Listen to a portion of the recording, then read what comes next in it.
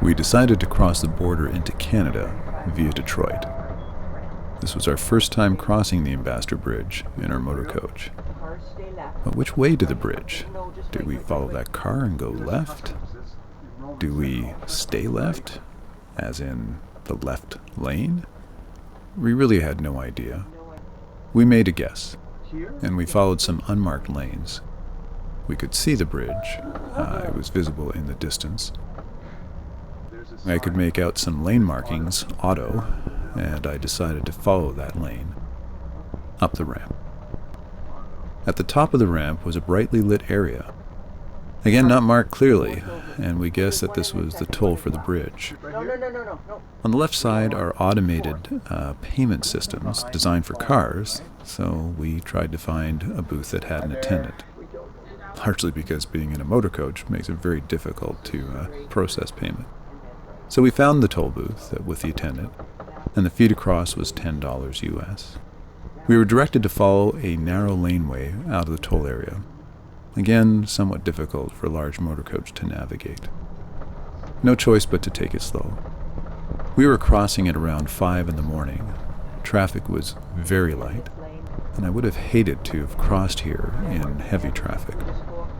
The bridge over the Detroit River was the longest suspended central span in the world when it was completed way back in 1929.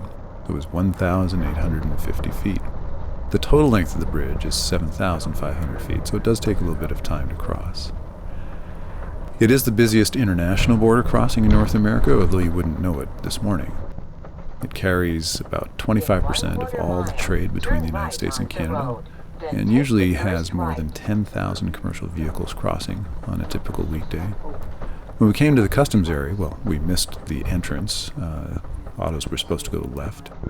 But we found a way to sneak through some of the pylons to the open customs booth. Again, so narrow to get in there. The customs officer provided us the terms of entry.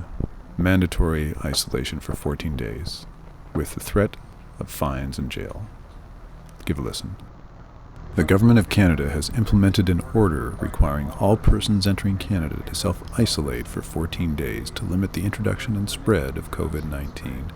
Failure to comply with this order and other related measures are offenses under the Quarantine Act, the maximum penalties for which are a fine of up to $1 million and/or imprisonment for a period not to exceed 3 years.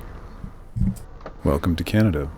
After 28 hours of driving, we finally made it home, safe and sound.